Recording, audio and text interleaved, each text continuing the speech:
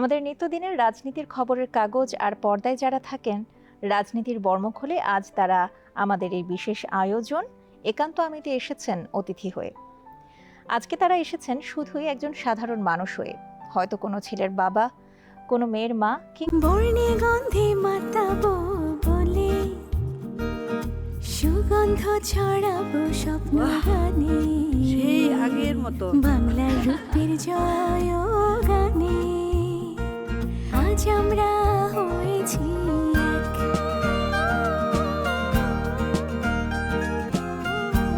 পুষ্টি সুগন্ধি চিনি গুঁড়া চাল, বাছাইকৃত সেরা চাল, স্বাদে ঘ্রাণে আনে উৎসবের আমেজ। ব্যারিস্টার আসাদুজ্জামান ফুয়াদ।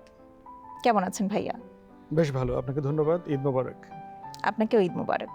আপনার শৈশবের ঈদটা কেমন কাটতো? ঈদের আসলে বাবার চাকরি সূত্রে আমরা জন্ম থেকেই বিভিন্ন জেলায় ছিলাম আর কি। আমার জন্ম খুলনাতে, তারপরে চাকরি সূত্রে অনেকগুলো জেলাতে ছিলাম। ছোটবেলার ঈদের কথা যতটুকু মনে পড়ে তার ভিতরে হচ্ছে ধরেন ৮-১০টা বাচ্চাদের ঈদ আজকে যেরকম কাটে আর কি। নতুন জামা কাপড় পরা টরা। তো বাবা খুবই বড় কর্মকর্তা ছিলেন, যেখানেই কাজ করেছেন, কিন্তু সৎ মানুষ ছিলেন। সব ঈদে নতুন কাপড় দিতে পারতেন না, এটা আমার মনে আছে আর কি। এবং বাবা একটা জিনিস আমাদেরকে বলতেন, সেটা হচ্ছে যে তোমার যখন কাপড় লাগবে তখন কিনে দেব, কিন্তু ঈদে তোমাকে প্রয়োজন না থাকলে কেন তোমাকে এখন কাপড় দিব।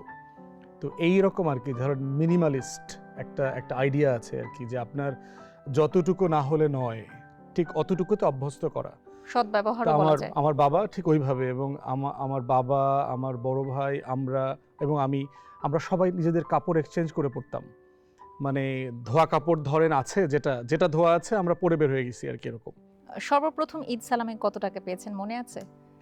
ঈদ সালামি আমার কাছে মনে হয়েছে ঈদ সালামির জন্য মাইর খাইছি। কারণ হচ্ছে যে ধরেন আমার মনে পড়ে যে সম্ভবত কোনো একজন আত্মীয় আসছে, তখন তাকে সালাম করে টাকা চাইছি। ওই আত্মীয় আসলে অত সচ্ছল মানুষ ছিলেন না, উনি খুব বিব্রত বোধ করেছেন আর কি। তো এই জন্য হইলো যে আবার পকেট থেকে টাকা দিতে হয়েছে। তো ওইটা আবার বাবা মা তাকে অন্যভাবে পোষায় দিয়েছে টাকাটা। তো বাবা পরে বুঝাইছে যে এটা তোমার তো করা ঠিক না, কারণ এই লোকটার তো সচ্ছলতা নাই। আপনি বলছিলেন যে আপনার বাবার চাকরি সূত্রে বিভিন্ন জেলায় আপনাদের শিফট হতে হয়েছে, থাকা হয়েছে। সেক্ষেত্রে একটু জানতে চাই, এই যে একজন সরকারি চাকরিজীবীর সন্তান হয়ে আপনাদের যে লাইফস্টাইলটা আপনি বলছেন, তখন আসলে তবুও কিছু জিনিস ছিল যে রান্না বান্নার ক্ষেত্রে, আমরা যদি ঈদের রান্না বলি, ঈদ হচ্ছে আমাদের সবচাইতে বড় একটা ইভেন্ট আমাদের কাছে, এবং ঈদকে ঘিরে আমরা অনেক কিছু করে থাকি। তখন কিন্তু খাবারেরও একটা মানে মমতা মাখা একটা রান্না হতো। এখনো যেটা হয়, কিন্তু সেটাও অনেকটাই চেঞ্জ হয়ে গেছে। ঈদের সময় করে দেয় আর কি সবকিছু, বিভিন্ন কোম্পানি করে দিচ্ছে আর কি। অবশ্যই।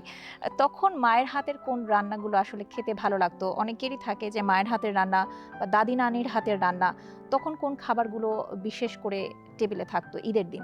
আমার যতটুকু মনে পড়ছে যে আপনার মধ্যবিত্ত ঘরগুলোতে, আমাদের মতো ঘরগুলোতে খুব বেশি আইটেমের সুযোগ আসলে ছিল না, অপরচুনিটি ছিল না। সেমাই ধরেন একটা মিষ্টির আইটেম, আর ওইদিকে হয়তো একটু পোলাও রান্না হইতো, গরু গোশত রান্না হইতো। মানে এর বাইরে খুব বেশি ভ্যারিয়েশন মিডল ক্লাস। আমরা বাবা সরকারি চাকরি করতো না, বেসরকারি চাকরি করতো। ঝুট মিলের যে কোয়ার্টারে ছিলাম, সেই কোয়ার্টারেও আমাদের যারা বাবার সমসাময়িক অফিসাররা খুব বেশি পার্থক্য করতো না আর কি। তো আমরা যেটা খবর নিতাম বন্ধুদের দ্বারা, যে আমার বাসায় তো সেমাই করছে, কার বাসায় কোনটা ডিফারেন্ট। ধরেন কারো বাসায় হইলো চটপটি করছে, কারো বাসায় হালিম করছে, তো কারো বাসায় হইলো ফিন্নি করছে। তা আমরা খবর নিতাম যে কার বাসায় কোনটা নাই। তো সব বন্ধুরা মিলে যাইতাম যে চল ওই বিনুদের বাসায় যাব, বিনুদের বাসায় হচ্ছে ফিন্নি করছে।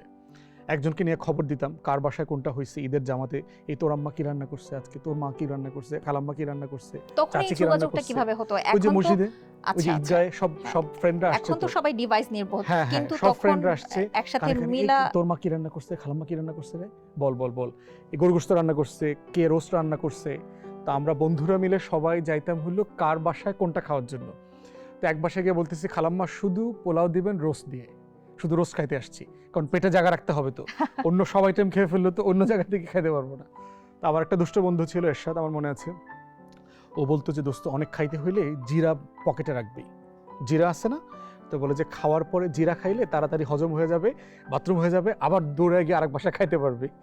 আমার মনে আছে যে আমরা পকেট ভরে ঈদগাহে যাওয়ার সময় এই পকেট ভরে প্যান্টে তারপরে পাঞ্জাবিতে জিরা নিয়ে যাইতাম আর কি, কারণ সারাদিনের জন্য বের হইতেছি, তো মানে বাসায় যাব, খাবো আর জিরা খাবো। তো একসময় যেটা হয়েছে, জিরায় তো প্রচুর ঝাঁজ, খাইতে খাইতে জিহ্বা নষ্ট হয়ে যায়। তখন যে আপনি একটা আইটেম যে মানে মজা করে খাবেন, ওই মজাটা থাকতো না আর কি জিরা। তো ওইটা ভাগ করে খাইতাম আর কি, সব ফ্রেন্ডরা মিলে টিলে এখানে সেখানে আর কি। এবং মানে শেষটা কোথায় খাবো, খেলবো, এবং কোনো খাবার যেন মিস না হয় এটার একটা প্ল্যান করতাম। মানে কোনো খালাম্মা চাচির খাবার যেন মিস না হয়। তো রাত 10টা 11টা পর্যন্ত মাঝখানে খেলার বিরতি আছে, এগুলো মিলে ঝিলে কোন বাসায় কখন যাব এটা নিজেরা বন্ধুরা মিলে ঠিক করতাম খেলার মাঠে বসে, যে এখন এখানে যাব, ওইখান থেকে, এবং ম্যাপের মতো ঘুরবো, মানে কোন বাড়ি থেকে ঘুরে একবারে ওই এলাকা হয়ে একদম প্ল্যান করে ওই বাসায় গিয়ে কোনটা কি খাবো না খাবো আর কি। এবং ধরেন এক জায়গাতে পুডিং খেয়ে ফেলছি, অন্য বাসায় খালাম্মা পা ধরলেও পুডিং আর খাবোই না, কারণ ফিন্নি খাইতে হবে, পেটে তো জায়গা রাখতে হবে আর কি। তো এইটা মানে ভাল লাগতো আর কি, যে ওই সময়টাতে যে এবং এমনও হইতো যে শুনে আসলাম খালাম্মা পুডিং বানাইছে, কিন্তু পুডিং দিচ্ছে না কেন, পুডিং তো শেষ হয়ে গেছে, সেটার জন্য অপেক্ষা করতেন। হ্যাঁ, অপেক্ষা করতেছি, যাইতেছি না, মানে রোস্ট দিয়ে খাওয়া হয়ে গেছে কিন্তু পুডিং দিচ্ছে না, কারণ ওই ওনার ছেলে মানে আমাদের বন্ধু তো বলছে যে আম্মা পুডিং বানাইছে। এখন উঠতেছি না, পুডিংও দিচ্ছে না, আবার আরেক বাসায় যাওয়ার সময় হয়ে গেছে। তো তখন চিন্তা করতেছি যে কি হইল।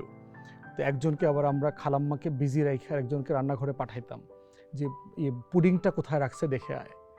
তো দেখা গেছে পুডিং আসলে শেষ হয়ে গেছে, যতটুকু বানাইছিল শেষ হয়ে গেছে। তো এইরকম যত রকম দুষ্টামি করা যায় আর কি ওই বয়সের সাথে। আমরা ফিরে এসে আবারও আপনার অনেক ঈদের একালের এবং সেকালের অনেক গল্প শুনবো, তবে তার আগে নিয়ে নিচ্ছি ছোট্ট একটি বিরতি। দর্শক, ছোট্ট একটি বিরতি নিচ্ছি, কোথাও যাবেন না, আমাদের সঙ্গেই থাকুন।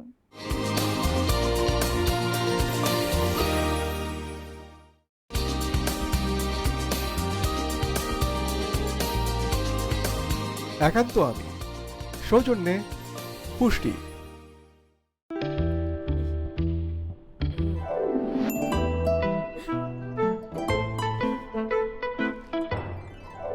মুখে তো হাসি ফুটবে, কারণ এটা পুষ্টি আটার সুস্বাদু রুটি, যা তৈরি হয় বাছাইকৃত সেরা গম থেকে। তাই এর সাথে যাই খাবেন অসাধারণ টেস্ট পাবেন। একটা লিফট তো দিতেই পারি। চা?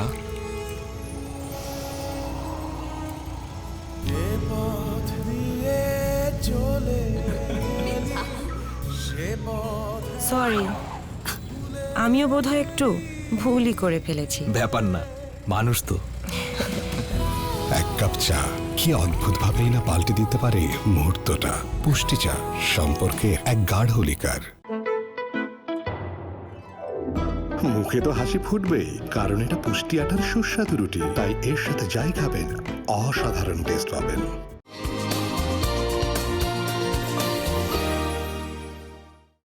বিরতির পর আবারও স্বাগত আমাদের বিশেষ আয়োজন একান্ত আমিতে। ভাইয়া, আপনি তো পড়াশোনার জন্য লন্ডনে কিছুদিন ছিলেন। প্রথমে ঢাকা বিশ্ববিদ্যালয়ে আইন বিভাগে পড়াশোনা করেছেন, এরপর লন্ডন থেকে আপনি ব্যারিস্টারি পাশ করেছেন। আপনার লাইফে এক এক জায়গায় এক এক সময়ে যে থাকা হয়েছে সেটি আপনি বলছিলেন যে বাবার চাকরির সূত্রে। এক্ষেত্রে একটু জানতে চাই, এই সব কিছুর মিশেলে কোন সময়টাকে আপনি বেশি প্রাধান্য দিবেন, যে ঈদ আনন্দটা কোন সময়টাতে আপনি বেশি উপভোগ করেছেন? আমার মনে হয় যে যে কারোর জন্যই আপনার আনন্দের জায়গাটা আসলে শৈশবের, ছোটবেলার। বড়বেলায় তো আসলে হচ্ছে দায়িত্ব, একটা জিনিস করতে হয় বলে করা, একটা পাঞ্জাবি পরতে হয় বলে পরা। কিন্তু আমার মনে আছে যে আমাকে আমার পরিচিত বন্ধুবান্ধবরা প্রায় জিজ্ঞেস করে যে তোর এত পাঞ্জাবি তো এগুলো কখন কিনছোস? তো আমি আসলে কখনো কোনো মার্কেটে যাইনি, আমি তো 6 বছর হয়েছে দেশে ফিরে আসছি। আমার পাঞ্জাবি এগুলো সব দান সৎকার জিনিস আর কি, এই বন্ধু বান্ধব এই সেই পরিচিত জনরা দিয়েছে আর কি। তো নিজের ওই পছন্দ করে কোনো কিছু কেনাকাটার ব্যাপারে আমার কোনো ফ্যাসিনেশন নাই আর কি। তো এই জন্য হচ্ছে যে আনন্দটা অবশ্যই ছোটোবেলার আর কি। আর বিভিন্ন দেশের এক্সপিরিয়েন্সে ডিফারেন্ট। ইংল্যান্ডে আপনার যেখানে ছিলাম, টাওয়ার হ্যামলেটস, বাঙালি অধ্যুষিত এলাকা, লম্বা সময় একই এলাকাতে ছিলাম। তো আপনার প্রচুর বাঙালি হওয়ার কারণে যেটা হচ্ছে যে ওখানে বড় বড় মসজিদগুলোতে অনেকগুলো জামাত হয় ঈদের, এবং মসজিদগুলো কেন্দ্রিক আপনার অনেকগুলো প্রোগ্রাম থাকে। এমনও হয়েছে যে আপনার ঈদের দিন পরীক্ষা ছিল, কারণ ওখানে তো ঈদের দিন ছুটি না, আমাদের দেশের মতো তো ঈদ উপলক্ষে ছুটি নাই। আমার মনে আছে আমি সকালবেলা ঈদের জামাত পরে পরীক্ষা দিতে চলে গেছি। সুপার শপে যেখানে কাজ করতাম, সেইন্সবারিজ নামে একটা বড় সুপার মার্কেট আছে, সেখানে 450 মতো মানে স্টাফ, 80 উপরে হচ্ছে বাংলাদেশের স্টাফ। তো এখন এই 80 জনকে যদি ঈদের ছুটি দেয়া দেয় তাহলে তো আপনার পুরো মানে সব চলবে না আর কি। তো রোটেট করে দিত, কাউকে ঈদে কাউকে কোরবানিতে, এইভাবে। তো আমার মনে আছে যে ঈদের ছুটি ছিল না। ঈদের সময় বেশি খারাপ লাগতো ফ্যামিলির জন্য। বাবা মা ছাড়া প্রথম ঈদগুলো যখন করেছি, প্রথম দ্বিতীয় ঈদগুলোতে মনে আছে বাসায় এসে আপনার ঈদের নামাজ পড়ে কোথাও যায়নি, বালিশের নিচে মাথা দিয়ে কান্নাকাটি করছি। আম্মার কথা মনে পড়ছে, আব্বার কথা মনে পড়ছে। তখন এত মোবাইল ছিল না আর কি, আমাদের বাসায় ফোন নাই। সো আলটিমেটলি যেটা হচ্ছে অন্যজনের বাসায় ফোন দিয়ে আম্মাকে ডেকে এনে একটু কথা বলা লাগতো। তখন মনে হয়েছে যে মানে ঈদের সাথে যে ফ্যামিলির একটা সম্পর্ক, যেটা আসলে আমরা মিস করি নাই বলে বুঝি নাই, যে বাবা মার সাথে ঈদের কি সম্পর্ক। ঈদের সাথে তো আসলে কাছের মানুষগুলোর একটা সম্পর্ক আছে। রাগ কার বেশি, আপনার নাকি ভাবির? সাধারণত ঝগড়াঝাটি তো দুই পক্ষের, মানে আমি কখনো চিৎকার চেঁচামেচি করার অভ্যেস নাই ঘরে আর কি। ভাবি চিৎকার চেঁচামেচি না, করেন? তা না, বাট যেটা হচ্ছে এক পক্ষে তো ঝগড়া হয় না আর কি। আপনি যদি সারেন্ডার করে ফেলেন, আমরা যেটা ধরেন, আমরা তো 1000 বছর ধরে পুরুষরা তো মহান পুরুষ হিসেবে দায়িত্ব পালন করেছি। আমরা ঘরে আসার সাথে সাথে আমরা সব সিংহ পুরুষ একদম স্ট্রেট ওয়ে সারেন্ডার করে ফেলি। সব ভুল আমার, আমি গতকালকেও ভুল করেছি, আজকেও ভুল করেছি, আগামীকালকের ভুলের জন্য ক্ষমা চাচ্ছি। তার মানে সংসারের প্ল্যানিংটা আসলে কার করা হয়, আপনার নাকি ভাবির? মোটামুটি সেই মোটামুটি আর কি। সংসারের রাজত্ব সম্পূর্ণটা তার উপর। মোটামুটি তার, আমার খোঁজ খবর লন্ডন থেকেই বাজার ঘাট করা, এটা সেটা এগুলো সেই সব ডিল করেছে আর কি। রান্না বান্না আমি আয় উপার্জন করে তাকে মানে ক্যাশ সমর্পণ করে দিতাম, যে এটা হচ্ছে মাসের লুক আফটার করবার দায়িত্ব আর কি। ভাবি কোথায় ঘুরতে পছন্দ করেন? এমন সময় আছে না যে কখনো বললো যে কোথাও ঘুরতে যাওয়া যাক? তার সবচেয়ে আবদারের জায়গা অথবা অবসর যেটা, সেটা হচ্ছে যে ঘুরতে যাওয়াটা। এবং আমরা খুব প্ল্যান করে ঘুরতাম লন্ডনে। আপনার প্রতি বছর একবার দুইবার করে ইউরোপ বিভিন্ন দেশে যাওয়া, মিডল ইস্টে যাওয়া, বিভিন্ন জায়গায়।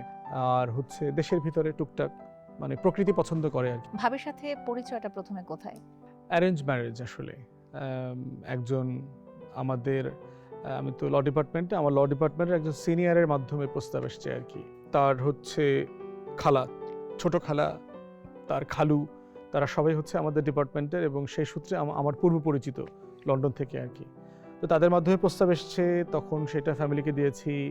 ফ্যামিলি, মা, ভাবি সবাই দেখেছে, দেখে সিদ্ধান্ত নিয়েছে, তারপরে বিয়ে শাদী করলাম আর কি। ভাবিকে নিয়ে কি কখনো সিনেমা দেখতে যাওয়া হয়?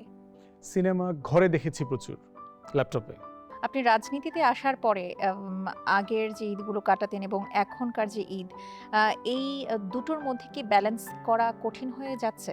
নিঃসন্দেহে, কারণ হচ্ছে যে এখন আমাদেরকে ঈদ এবং রমজানকে মিলে চিন্তা করতে হয়, আমার এলাকাবাসীর কথা চিন্তা করতে হয় প্রচুর। এবং আমি ইতিমধ্যে কয়েক হাজার গরিব মানুষকে আমার এলাকাতে রমজান ঈদ মিলে আমি একটা প্যাকেট পাঠিয়েছি, গিফট উপহার আর কি। আমি টাকাটাও মানুষের কাছ থেকে তুলেছি, পাবলিকলি অ্যানাউন্স করে আমি ক্রাউড ফান্ডিং করেছি। এই টাকা দিয়ে গরিব মানুষদেরকে পাঠায় দেওয়া ঈদের জন্য, রমজানের জন্য সেটা করেছি। ঈদের আনন্দটা হচ্ছে যে আসলে যত না নিজের, তার থেকে আমাকে এখন বেশি ভাবতে হয় যে আরেকজনের জীবনে আনন্দটা এনে দেবার জন্য কি করতে পারি। এই জন্য এখনকার ঈদটা হয়ে গেছে আসলে আপনার মানে ঈদের আনন্দ অন্যকে দেবার একটা দায়। আপনার কাছ থেকে আপনার পছন্দ অপছন্দের কিছু জিনিস জানতে চাই, যে খাবারের মধ্যে বা চলাফেরার মধ্যে, পোশাক আশাকের মধ্যে আমাদের অনেকেরই নিজস্ব কিছু পছন্দ অপছন্দ থাকে। সেক্ষেত্রে আপনি কোন জিনিসটা পছন্দ করেন, চা নাকি কফি? রং চা। পান্তা ভাত নাকি বিরিয়ানি? এই দুই অপশনে অবশ্যই পান্তা ভাতে যাব। রোদ না বৃষ্টি? শীতকালে রোদ আর গরমকালে বৃষ্টি। পাহাড় নাকি সমুদ্র? পাহাড় বেছে নেবো এই সময়তে। ভুনা খিচুড়ি দিয়ে ইলিশ মাছ ভাজা নাকি বড় কোনো 5 স্টারে খাওয়া? একদম বেসিক জিনিস, ভুনা খিচুড়ি দিয়ে ইলিশ মাছ। পুরোনো দিন নাকি এখনকার দিন? বর্তমান। এখনকার ঈদগুলো তো বেশ ডিভাইস নির্ভর। আগের ঈদের মতো যে আমেজ, বিশেষ করে ঈদকে ঘিরে আমরা শৈশব থেকে দেখেছি যে নিজে হাতে ঈদ কার্ড বানানো, পাড়া মহল্লায় কিন্তু ঈদ কার্ড বিক্রি করতো, ঈদ কার্ডের দোকান দেখতাম, কিন্তু এখন সেগুলো আমরা দেখছি না। সেটার মধ্যে যে মমতা মাখানো ছিল, সেটা কি এখন ডিভাইসের মাধ্যমে সেই মমতাটা আমরা প্রকাশ করতে পারি? এটা ডিপেন্ড করছে যে আসলে আপনি কোন জেনারেশনকে প্রশ্ন করছেন। আমাদের জেনারেশনটা হচ্ছে পারহ্যাপস আমি বলবো যে বেস্ট জেনারেশন আর কি, যারা সেই একেবারে গ্রামের আমরা মনে আছে যে আপনার দল বেঁধে নদীতে গোসল করতে যেতাম, দিঘিতে গোসল করতে যেতাম, বর্ষাকালে সেই কাদামাখা খেলার মাঠে ফুটবল খেলতাম। এই গ্রামীণ জীবনযাপন থেকে শুরু করে রাজধানী হয়ে একেবারে লন্ডন পর্যন্ত মানে পৃথিবীর সবগুলো জিনিস দেখা হয়ে গেছে আর কি। তো সেই মানে মিক্সড জায়গাগুলো আমাদের generation perhaps the best in the world. কিন্তু যারা একদম ধরেন ডিভাইসের ভিতরে বড় হয়েছে, যার ওই আদার অন্যটার কোনো অভিজ্ঞতা নাই, এক্সপোজার নাই, সে তো আসলে তার কাছে এটাই জীবন। স্মৃতিকাতরতা আপনাকে পিছনে ফেলে দেয় আর কি, যে একেবারে লাইফ ইজ আপনাকে যেতেই হবে আর কি, এই পথ পাড়ি দিয়েই চলে যেতে হবে আর কি। তাই জন্য এটাই রিয়েলিটি, এটাকে অ্যাড্রেস করতে হবে, এটাকে মধ্যে বাস করতে হবে। আমরা আজকে আমাদের অনুষ্ঠানের একেবারেই শেষ পর্যায়ে চলে এসেছি। তবে আপনার কাছ থেকে এই ঈদ উপলক্ষে একটি কবিতা আবৃত্তি আমরা শুনতে চাই। তবে তার আগে দর্শকের কাছ থেকে একটু বিদায় নিয়ে আসছি। দর্শক, আপনারা দেখছিলেন আমাদের ঈদের বিশেষ আয়োজন একান্ত আমি। এতক্ষণ শুনছিলাম ব্যারিস্টার আসাদুজ্জামান ফুয়াদের ঈদের গল্প। আপনারা যারা আমাদের সঙ্গে ছিলেন এতক্ষণ, তাদের সবাইকে অসংখ্য ধন্যবাদ। আমরা এবার ব্যারিস্টার ফুয়াদের কাছ থেকে একটি আবৃত্তি শুনতে শুনতে বাড়ি চলে যাই। 2024-এর গণঅভ্যুত্থানে আমরা যারা রাজপথে ছিলাম, কোনো না কোনোভাবে একটা নতুন বাংলাদেশ বন্দোবস্তের জন্য আমরা কাজ করেছি। সেইটার অংশ হিসেবে ওসমান হাদি গত ডিসেম্বর মাসে শহীদ হয়েছে। এবং ওসমান হাদি আমার খুব খুব কাছের ছোট ভাই ছিল, অনুজ সহযোদ্ধা, অসাধারণ একটা ছোট ভাই। ওর আমায় ছিঁড়ে খাও হে শকুন একটা কবিতা ছিল, সেই কবিতাটা আবৃত্তি করছি আজকের ঈদের আনন্দের এই জায়গাটাতে। কারণ ওসমান হাদির পরিবারে কিন্তু আজকের ঈদ হবে না, এই ঈদটা ওর জীবন থেকে হারিয়ে গেছে, ওদের পরিবার থেকে, ওর 10 মাসের বাচ্চার জীবন থেকে ঈদটা হারিয়ে গেছে।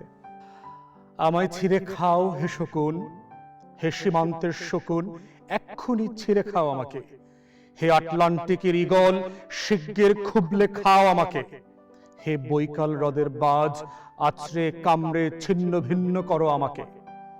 আমার রক্ত রসে শুধু অসহায়ত্ব আর অভাব, কাগজের কামলারা তারে আদর করে মুদ্রাস্ফীতি ডাকে। ঋণের চাপে নীল হয়ে যাচ্ছে আমার অনুচক্রিকা, সংসার চালাতে অন্তরে হয় ইন্টারনাল ব্লিডিং। কি আশ্চর্য, তবু আমি মরছি না। ওদিকে দোজকের ভয়ে আত্মহত্যা করবারও সাহস পাই না আমি। খোদাকে বললাম আমি মরতে চাই, তিনি বললেন বেঁচে আছো কে বলল? সহস্রাব্দ উন্নয়নের সাক্ষী হিসেবে রাজা তোমাকে মমি করে রেখেছেন। বাজারে দীর্ঘশ্বাস ফেললে নাকি রাজ্যের ভীষণ বদনাম হয়, রাজারও মন খারাপ হয় খুব।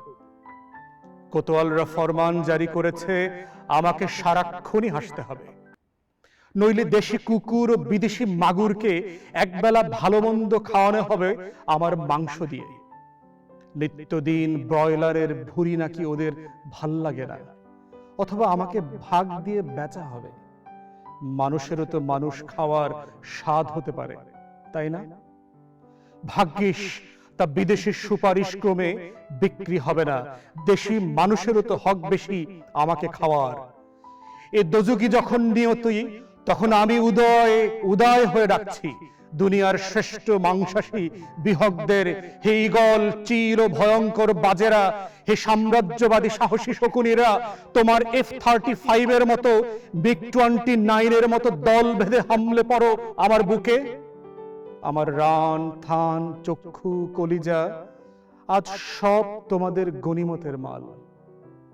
দেশি শুয়োর খুবলে খাওয়ার আগেই আমায় ইচ্ছে মতো ছিঁড়ে খাও তোমরা। দোহাই, শুধু মস্তিষ্কটা খেও না আমার।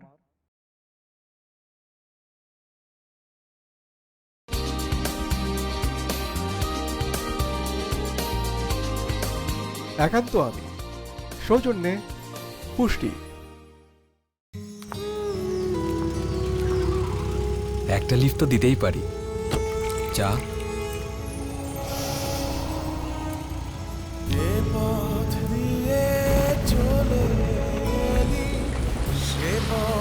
সরি, আমিও বোধহয় একটু ভুলই করে ফেলেছি। ব্যাপার না, মানুষ তো।